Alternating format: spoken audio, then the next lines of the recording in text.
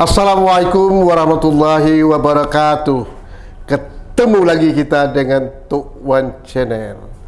Cincin tuan-tuan dan puan-puan sekalian, alhamdulillah pada petang hari ini kita sama-sama dapat dalam keadaan kondisi yang sehat walafiat, dapat ketemu lagi. Oleh kerana itu pada malam hari ini kami ingin membuka suatu cakrawala berfikir kita ke depan dari calon anggota DPR RI pada Pileg 2024 nanti. Saya sengaja mengundang salah seorang calon anggota DPR RI dari Dapil 1 Riau. Dan calon ini mungkin tuan-tuan sekalian sudah kenal di Provinsi Riau ini, khususnya daerah pesisir. Beliau adalah mantan Bupati 2 Periode Kabupaten Kepulauan Meranti. Yang kalau kita lihat beliau ini cukup energik, berfikirnya sangat baik sekali, menguasai masalah, dan beliau bercita ke depan ingin membangun Meranti yang lebih baik lagi. Kemudian begitu juga Provinsi Riau.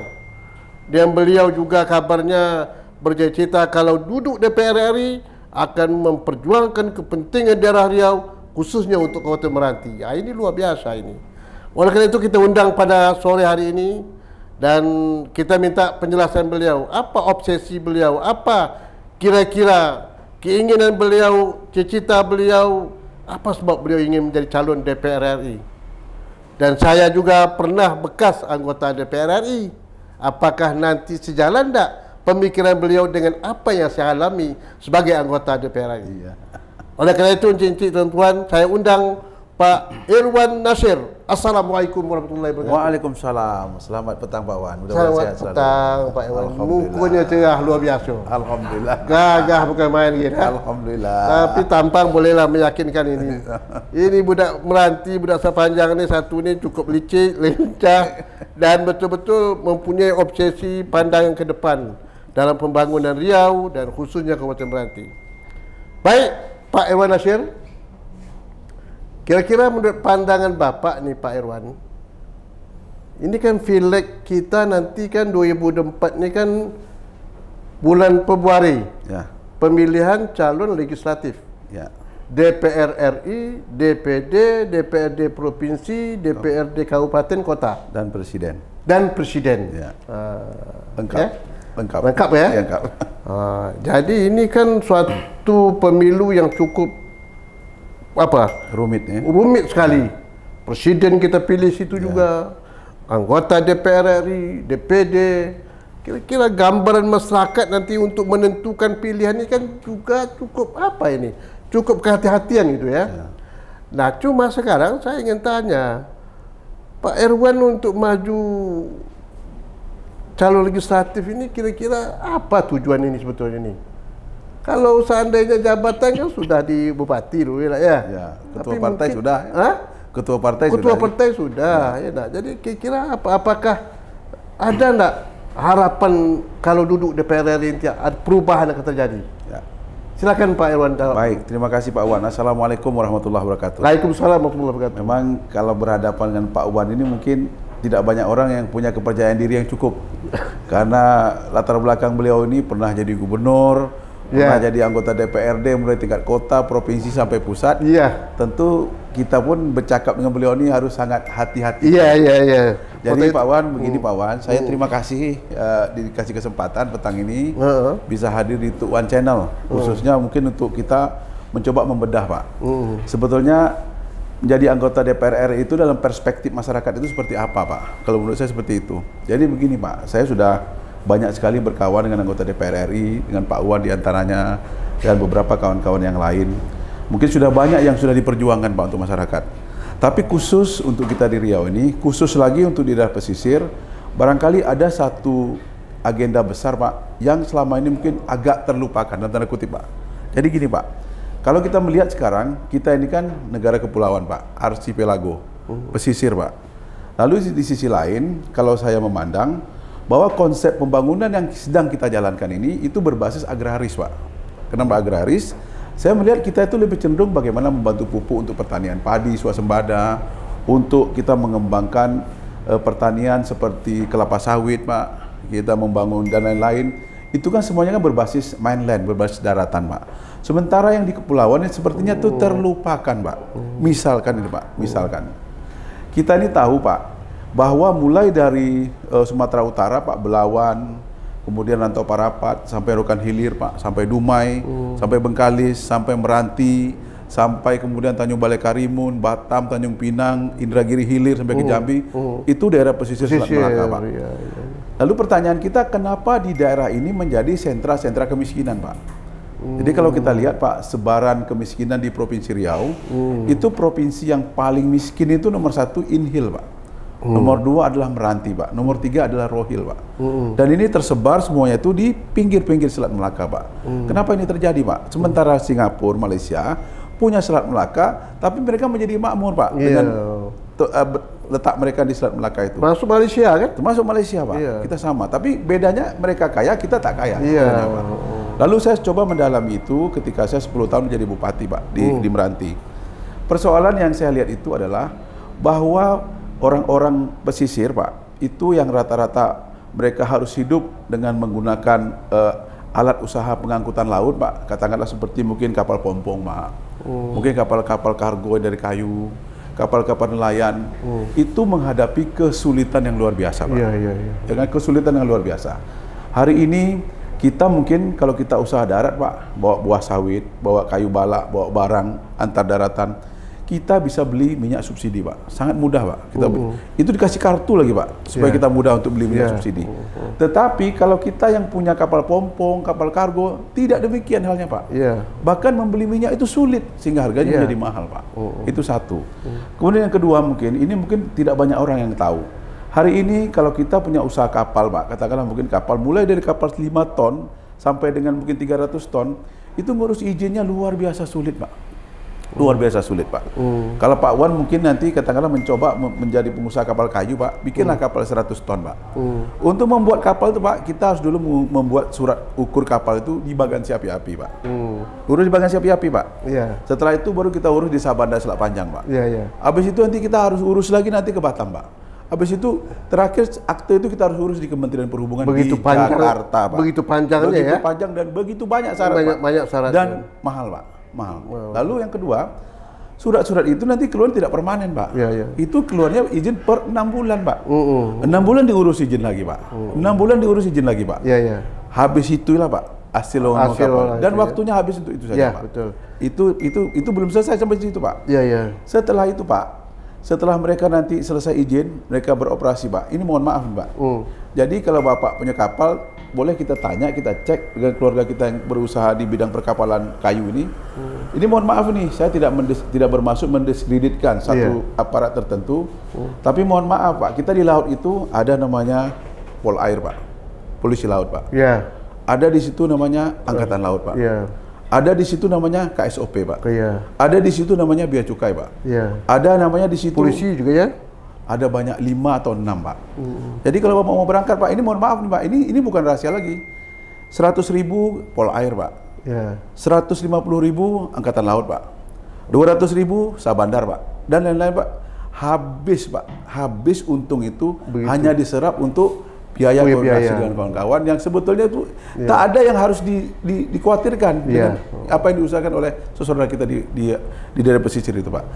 Inilah yang akan saya bela, insya Allah, kalau saya masuk ke DPR ini, Pak. Baik, jangan Pak lupa Irwan. dukung Irwan, Pak. Luar biasa tuh, Pak Irwan. Nampak saya ini tak cocok DPR RI ini, harus menteri beliau sebetulnya ini, ya. Mungkin dari DPR RI bisa jadi menteri. Amin, Pak. Amin. Amin kan dulu, Pak. Amin, ya. Yang penting amin. Amin.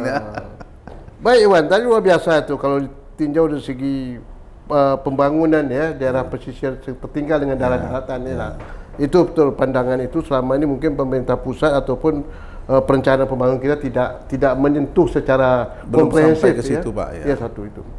Cuma begini, Pak Irwan, di DPR RI itu kalau Pak Irwan nanti terpilih, saya yakin insya Allah terpilih. Amin. Nah, kan fungsi DPR RI itu pertama fungsi legislasi, Pak. Legislasi.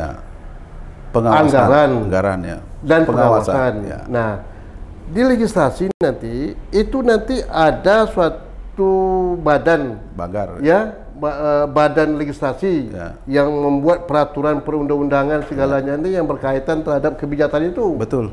Nah, kemudian begitu juga anggaran yang ikut merumuskan penyusunan anggaran bersama dengan eksekutif. Ya, pemerintah. Nah, ini nanti berada di komisi-komisi, Pak. Ya. Nah, kira-kira pandangan Bapak ke depan ini, kalau Bapak ingin memperjuangkan itu, di mana fungsi Bapak nanti ini? Apakah Bapak ingin masuk di panitia anggaran? Apakah Bapak ingin nanti duduk di badan legislasi? Ini juga harus tentukan, Pak, sekarang. Dan ini tidak bisa, kalau menurut pandangan saya, kalau di komisi, tentu komisi yang berkenaan dengan permasalahan itu. Ya. Nah, ini yang harus Bapak cari dalam perjuangan Bapak nanti sebagai anggota DPR RI. Ya. Ini kaitannya dengan partai politik. Ya. Jadi kadang-kadang Bapak sebagai anggota DPR bergebu-gebu, tapi kalau partai mengaturnya lain lagi, ini juga masalah. Betul, Pak. Nah, kira-kira bagaimana Bapak menghadapi nanti apabila aku sudah duduk DPR ini, aku harus punya upaya saya bagaimana saya harus duduk di sini. Ya, betul, Pak. Jadi saya sepakat dengan Bapak. Memang kan DPR RI itu kan strukturnya itu ada komisi 1 sampai komisi 11. Iya, betul ya. Ya kan? Lalu semua urusan pemerintah dibagi ke dalam 11 komisi itu. Ya. Khusus yang saya sampaikan tadi itu berada di Komisi 5, Pak. Komisi 5. Komisi 5 yang mengurus masalah perhubungan dan PU, Pak, itu. Ya, betul. Kalau nanti partai bisa menempatkan saya di situ, mungkin perjuangan prioritas yang akan saya lakukan seperti yang saya sampaikan tadi, Pak, seperti itu. Tapi bisa jadi juga mungkin partai mungkin tidak menempatkan saya di Komisi 5, Pak. Katakanlah mungkin dengan latar belakang saya mungkin pemerintahan menguasai masalah keuangan negara, bisa saja mungkin partai mungkin menempatkan saya di posisi Komisi 11 atau Komisi 2, Pak. Bisa saja demikian, Pak. Tapi walaupun saya di Komisi 11 atau di Komisi 2, saya pikir tetap ada cara, Pak, ada strategi bagaimana kewenangan yang dimiliki oleh komisi tersebut dilingkan, Pak, dengan persoalan yang ada di daerah kita, kan, Pak. Katakanlah katakan kalau saya ditempatkan di Komisi 11 karena mungkin saya menguasai masalah keuangan negara. Saya pikir mungkin melalui pintu itu juga bisa masuk, Pak. Katakanlah mungkin kalau berkaitan dengan pengaturan legislasi mengatur tentang perizinan perkapalan dengan Kementerian Perhubungan, saya pikir ketika mereka akan membahas masalah anggaran Kementerian Perhubungan tetap akan berhubungan dengan Komisi 11, Pak. Iya, betul. Tetap ada channel kita bisa masuk ke sana, Pak, seperti itu. Dan mungkin ada fasilitas juga mungkin lintas komisi, Pak, yang juga bisa kita manfaatkan untuk mengusung isu yang akan kita perjuangkan, Pak. Iya, betul. Itu satu. Yang kedua, katakanlah mungkin saya masuk di Komisi 2, Pak. Kalau di Komisi 2 lebih sedap lagi, Pak. Karena Komisi 2 ini kan kita bisa masuk ke Kemdagri, Pak. Yeah. Kemdagri otomatis bisa masuk ke seluruh kementerian, Pak. Yeah. Saya pikir kalau kita menguasai struktur pemerintah secara utuh, tidak ada masalah penempatan kita di komisi manapun, Pak. Sepanjang kita bisa mengetahui ini job description-nya itu seperti apa. Sehingga kita bisa mencari pintu untuk masuk ke hal-hal yang akan kita perjuangkan seperti itu. Iya, karena komisi ini nanti, Pak, itu terkait dengan menteri yang berkaitan. Betul, Pak. Fungsi komisi yang berkaitan, komisi 1, 2, 3 itu berkaitan dengan masalah menteri yang terkait itu. Betul, Pak. Betul. Nah, jadi ini yang harus kita pikirkan ke depan. Jangan hanya ini kita sampai kepada menteri di rapat komisi itu kita begitu galak dan begitu menyampaikan aspirasi. Tapi menteri ya diplomasi karena politik namanya kan. Nah, jangan sampai ini hanya disampaikan saja pada menteri, lalu menteri menangkap dia akan menjadi perhatian kami.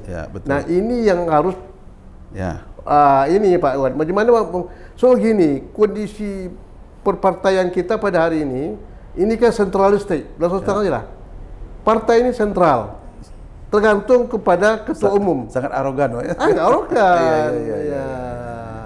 Ini ditangani oleh praksi.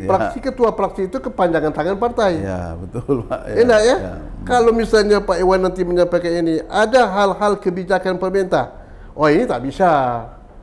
Enak. Tentu ketua partai memerintahkan kepada ketua praksi yang ini yang sampai oleh Pak Iwan Nasir ini untuk sementara belum bisa kita laksanakan. Nah, ini juga kendala. Nah, tapi kalau saya pendapat sebetulnya yang lebih pas itu sebetulnya di badan anggaran, Pak. Ini saya terbuka saja pada hari ini. Kalau Pak Iwan Nasir ini orang yang pandai dengan anggaran, beliau harus duduk di badan anggaran. Siap. Bagaimana pandangan Pak? Tapi gini juga, Pak Wan. Tapi gini juga, ya kan? Itu mungkin adalah mungkin instrumen yang bisa kita pakai di DPR RI, Pak. Iya, DPR RI. Lalu mungkin ada sisi lain, Pak.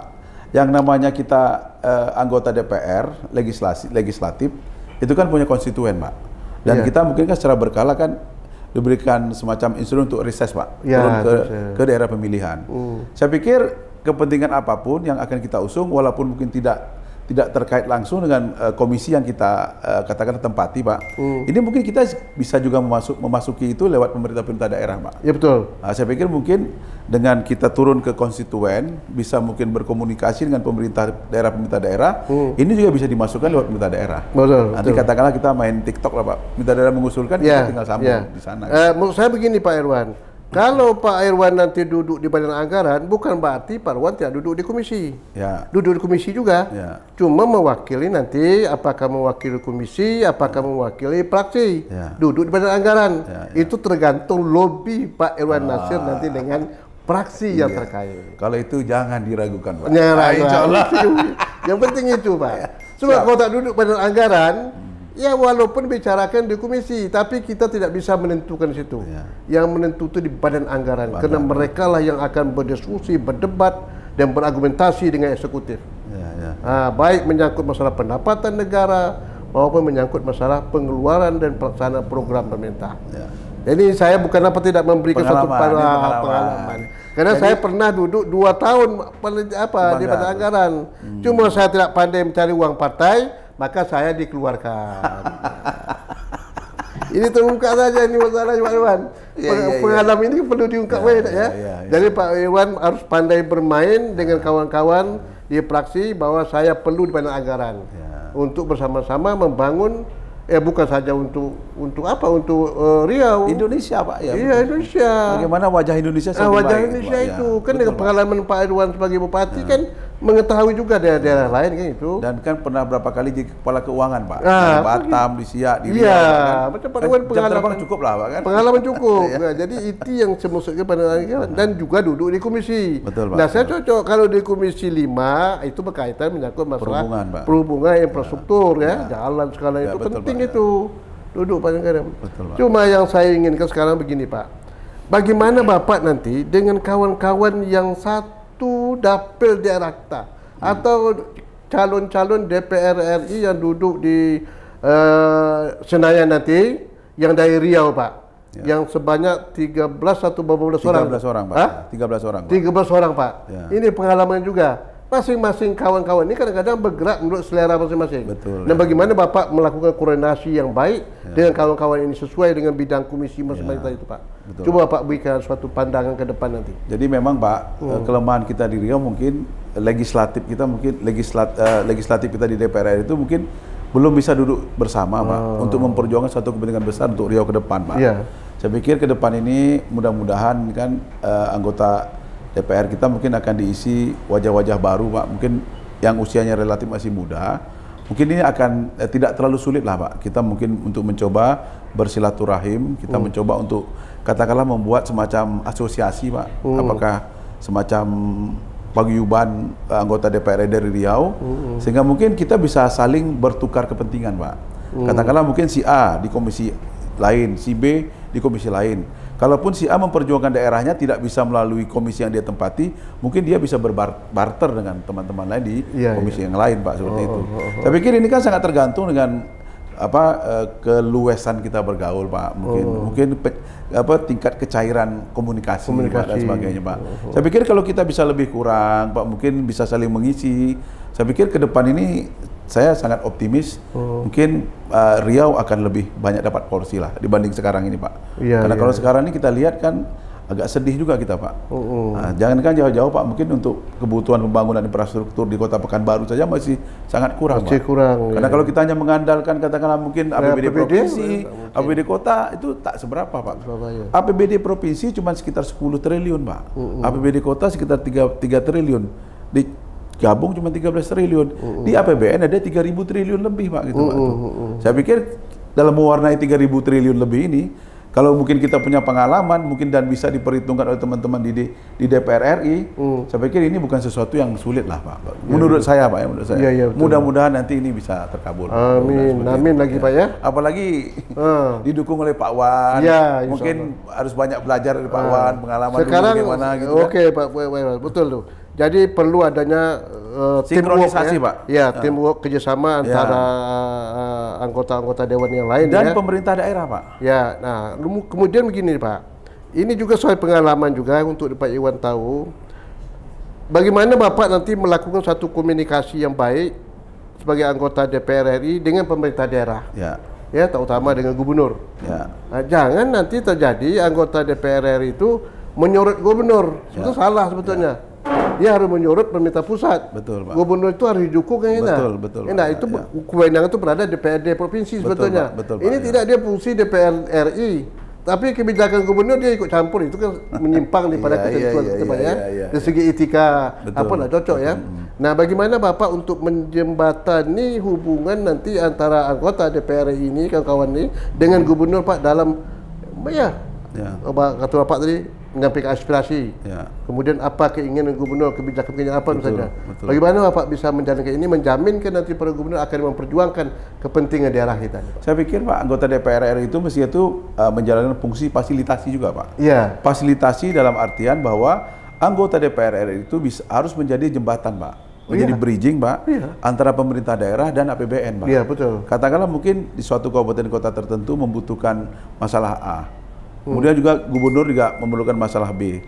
Sementara kemampuan kabupaten kota kan terbatas dan provinsi, Pak.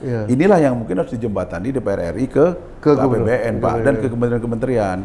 Untuk itu mungkin diharapkan juga nanti bupati, wali kota, gubernur itu juga harus membuka diri, Pak.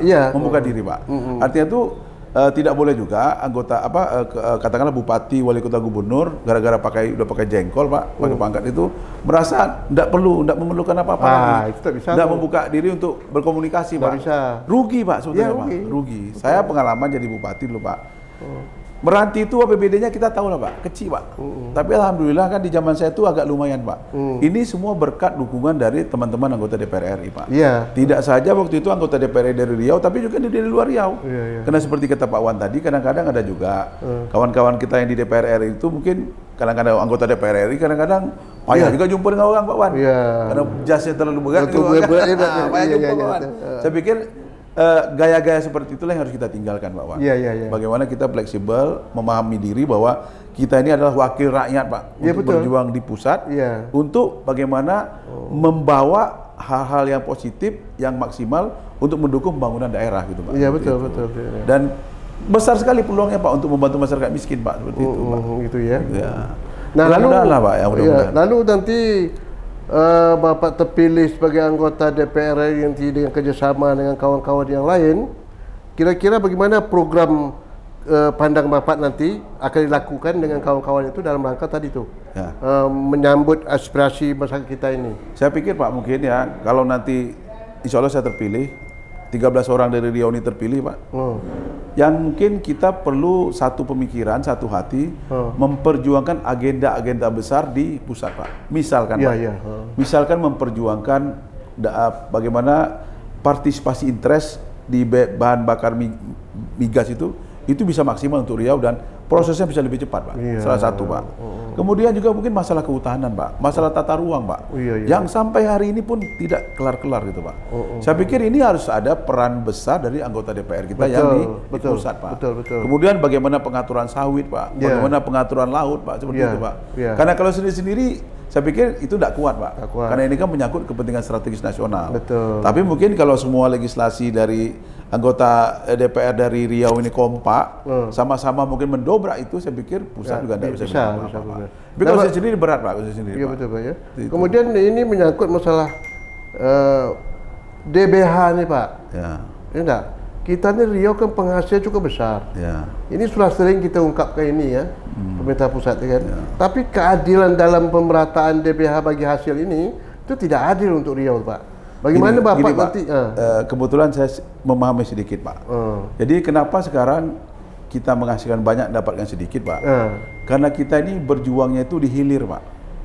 Artinya itu ketika aturannya sudah selesai, ketika mungkin pembagian itu sudah dijalankan, sudah dibagikan, kita baru ribut, Pak. Kalau saya, Pak, mungkin ingin membalik kondisi itu. Kalau saya, bagaimana kita bisa masuk pada saat ini masih di hulu, Pak. Pada saat penyusunan proses peraturan pemerintah, Pak. Pada saat proses penyusunan mungkin keputusan presiden, penyusunan keputusan menteri, kita harus sudah masuk di situ, Pak. Karena kalau barang ini sudah jadi, baru kita ribut-ribut, itu tidak maksimal, Pak. Itu paling hanya negosiasi-negosiasi ikan gonjeng lah kalau kita Jadi kita harus ikut ya dari awal. Dari awal, Pak. Dari awal, Pak. Proses penyusunan undang-undang, Pak. Undang-undang. Ya.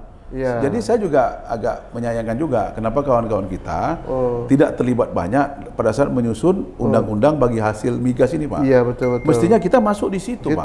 Jadi kalau kita sudah bisa masuk di ranah itu, otomatis, Pak, ini tak bisa dimainkan lagi gitu, Pak. Iya, betul. Tapi kalau kita hanya masuk ketika barang ini sudah di SK Menteri ya, sudah ketuk palu, nggak ada guna lagi. Nasi dah jadi bubur, Pak. Iya, betul. Tak mungkin jadi nasi balik. Nah, di sinilah peran kita itu. Bagaimana kita bisa masuk dari awal itu, Pak Kira tuh? Nah, itu kita masuk dulu DPR baru bisa cakap. Ini kan kita ingin bukti sekarang, Pak Iwan ya. Jangan kita masuk dulu, Pak. Iya, masuk ya. Kalau kita tak masuk, Pak, ya berangan, Pak. Karena kan fungsi legislasi itu kan sangat penting juga, kan. Tapi yang jelas strateginya kita harus tahu dulu, Pak. Iya, strateginya. Karena kembali lagi kan DPR itu kan punya kewenangan legislasi, Pak. Iya. Budgeting dan pengawasan, Pak. Pengawasan, iya. Nah, jadi kan pengawasan terakhir nih. Kalau kita teriak-teriak itu kan pengawasan nih, Pak. Pengawasan. Kalau yang dari ujung apa lagi, Pak? Iya. Nah, kalau bisa, Pak, kita masuk di legislasi, Pak. Legislasi kita masuk, Pak. Iya. Porsi kita udah pasti. Kita berjuang lagi di banggar kata Bapak, Pak. Di penganggaran, Pak. Kalau udah di pengawasan, itu kalau barang itu udah bagus, ngapain kita bisa? Iya, perlu ketiga fungsi ini harus masuk kita semuanya. Ya, Pak, gitu, jadi Pak. situ jadi koordinasi baik kan ya. Nah, ini tidak, Pak. Ini anggota dewan kita ini hanya pejuang aspirasi, Pak. Itu salah tuh, Pak. Salah, tak bisa tuh, Pak. Salah tuh, Pak. Kalau hanya bicara komisi itu sudah malam jadi. Betul itu tuh, Pak, tuh. Dalam bahasa Inggris namanya rent seeking, Pak. Rent seekers itu. Kalau dalam begitu tuh tukang bunga duit tuh apa namanya tuh, Pak? Rentenir, Pak. Rentenir ya. Jangan jadi rent seekers, Pak. Ketika jadi anggota DPR RI itu. Ini luar biasa Pak Iwan Nasir nih untuk jadi anggota DPR. Ada perubahan. Kita zaman nanti perubahan kalau terjadi presiden yang bisa membawa perubahan. Yes, Pak. Tapi kalau presiden tidak membawa perubahan, payah juga Pak Iwan. Kita menyesuaikan diri, Pak. Menyesuaikan diri. Tapi mudah-mudahan terjadi presiden terpilih, presiden yang bisa bawa perubahan ya. Amin, Pak. Kita aminkan dulu, Pak. Ini baik, Pak Iwan. Baik, Pak Iwan, waktu itu panjang ini. Jangan lupa ya, cik-cik, tuan-tuan, yang saya harapkan dengar ini, tapi jangan lupa share, comment, and subscribe supaya kita semuanya dapat mengikuti apa yang disampaikan oleh Pak Iwan Nasir sebagai calon DPR RI dari Partai Kebangkitan Bangsa nomor urut 3. Jangan lupa. Nah, untuk itu sekali lagi Pak Iwan, mungkin terakhir ini. Ya. Apakah Pak Iwan nanti ada cita nih enggak? Duduk DPR RI ini kan suatu kesempatan ini. Ya enggak? Apakah ada cita nanti untuk bila perlu saya juga bisa jadi gubernur nih kira-kira? Itu nanti lah, Pak. Oh, nanti ya. Karena terus terang, Pak, saya ini tipikal saya ini kurang pas, Pak, jadi kepala daerah, Pak. Nah, begini menurut saya tuh. Begitu terpilih DPR RI, kan bisa juga kan apakah 5 tahun lagi, apakah tahun 2024 ini nanti maju, kan bisa juga kan itu kan. Tapi yang jelas, Pak, yang jelas kita ini kan nanti kalau dulu diamanahkan untuk menjadi anggota DPR, Pak. Oh, DPR diamanahkan untuk itu 5 tahun, Pak. 5 tahun. Selesaikan amanah itu dulu, baru kita cerita yang lain. Oh, yang lain ya? Dan satu agenda besar, Pak, yang juga ingin saya perjuangkan, revisi undang-undang bagi hasil migas, Pak. Betul. Itu sangat mendesak, Pak. Karena ini kan salah satunya kan berkaitan dengan bagaimana sekarang Kabupaten Kepulauan Meranti itu kan tidak dapat bagi hasil pemerataan, Pak. Akibat ada salah satu klausul dalam undang-undang, dalam peraturan pemerintah menyebutkan karena Meranti itu dengan kabupaten lain berbatasan laut, itu dianggap tidak mendapatkan bagi hasil. Iya. Saya pikir itu sesuatu yang konyol lah menekutik. Itu tidak berlaku. Batas darat, batas laut apa bedanya, Pak, gitu. Iya, betul. Ini namanya minyak itu bisa di darat, bisa juga di dasar laut itu, iya, Pak. Betul, Pak. Jadi menurut saya ini sangat tidak logik, Dan Pak. kedua, Pak, betul waktu Pak Samsua kemarin memperjuangkan DBH terhadap sawit, Pak. Itu pun kabarnya pembagiannya tidak adil juga, Pak. Dan ini perlu juga ditinjau ulang balik, Pak. Karena tadi, Pak, kita tidak masuk di proses legislasi. Iya, Pak. itu tadi tuh. Kita hanya di pengawasan, Pak. Udah jadi baru kita proses. Apa yang sudah diputuskan begitu ya dapat ya sudah. mau apa kita? Iya Pak itu. Jadi pendekatannya harus kita rubah Pak. Gitu. Oh itu ya, betul. Jadi umumnya harus melakukan pendekatan dengan pemerintah ya, atau pemegang. Dan kita terlibat Pak dalam proses. Terlibat dalam proses itu. Kita ikut membahas itu bila perlu Pak. Yang perlu ya Pak ya. Oh luar biasa Pak ya. Seperti itu ya. Dan ini kalau bisa bersama-sama dengan anggota DPR yang lain ya. Luar biasa. Apa yang Bapak sampaikan ini luar biasa Pak. Ini kekuatannya dahsyat Pak. Dahsyat ya. Ingin membangun Riau, ingin menyalurkan aspirasi masyarakat Riau yang lebih apalagi ya, lebih hebat lagi Pak. Lebih hebat lagi ya, lebih hebat Pak ya. Lebih hebat lagi Pak. Dan Riau menjadi Riau yang maju ya. Amin. Pak. Dan kita jangan sampai nanti ya Riau itu dianggap orang anggota DPR ini apa buatnya? Apa tidak aja kata dia. Enak ya? Ini harus ada yang selalu masuk TV Pak. Iya, jadi jadi image masyarakat ini sering mengatakan apa tidak tu dah. Enak sebagai anggota DPR duduk je lah tu. Apalagi duduk dengan diam duit. Duit. Nanti kunjungan kerja kan itu kan. Dan image ini yang harus rubah Pak. Ya betul Pak, setuju. Sehingga rakyat merasa saya memilih Pak Iwan Nasir itu tepat orangnya. Wah betul-betul dia memperjuangkan kepentingan Riau, memperjuangkan kita ya. Jangan sampai masyarakat menilai apa tidak aja tu ya. Betul Pak, betul. Jadi image ini bagaimana pandangan Pak Iwan nanti supaya bisa merubah keadaan kita. Ya. Dan kita mengharapkan sebagai anggota DPR RI betul-betul berfungsi yang diberikan amanah oleh rakyat untuk memperjuangkan kepentingan rakyat Riau pada umumnya. Dan mari kita bersama-sama menyukseskan pemilu 2024. Jangan lupa nanti bulan Februari kita akan memilih presiden dan memilih anggota legislatif, terutama anggota DPR RI dengan calon kita yang kita harapkan adalah Irwan Nasir dari Dapil 1 Provinsi Riau. Mungkin terakhir silakan Pak Iwan mengambil kesimpulan. Baik Pak. Jadi kesimpulan saya Pak memang kalau kita ingin Riau ini lebih maju lagi Pak. Ini perlu keterpaduan kita semua Pak. Iya. Saya hari ini akan mencalonkan diri sebagai anggota DPR RI dengan tujuan dan cita-cita sebagiannya seperti yang saya sampaikan tadi. Tapi itu tidak mungkin akan bisa diwujudkan kalau tidak ada dukungan dari masyarakat. Jadi maunya dari hulu sampai hilir. Apa yang menjadi semangat saya ini didukung oleh masyarakat, lalu nanti setelah masyarakat mempercayakan kepada saya, dan saya harus komit memperjuangkan itu. Jangan sampai masyarakat Pak pada saat memilih itu tidak peduli Pak, pilih siapa yang mungkin ngasih banyak uang atau mungkin karena hal lain. Nanti begitu udah jadi baru kita ngomel. Jangan sampai nanti kita menyesalnya di belakang. Baik Pak Iwan Nasir, luar biasa pesan Pak Irwan. Dengar tuh cik tuan-tuan, pilihlah orang-orang yang betul-betul memperjuangkan kepentingan rakyat kita. Jangan mendukung orang yang siapa yang ngasih uang itu yang kita pilih. Itu salah. Ya, itu paling salah. Dan itu akan merugi bagi kita. Kerana Riau ini perlu orang-orang yang betul-betul aspiratif, memperjuangkan kepentingan untuk anak daerah kita, rakyat Riau kita yang tercinta ini. Lain tidak kita bersama-sama menyukseskan pemilihan legislatif anggota DPR ini. Lain tidak, jangan sampai kita gagal Pak Iwan Nasir duduk di DPR RI. Suai? Demikianlah cincin tuan-tuan. Mudah-mudahan apa yang diperbincangkan sore hari ini dapat dimaklumi bersama-sama.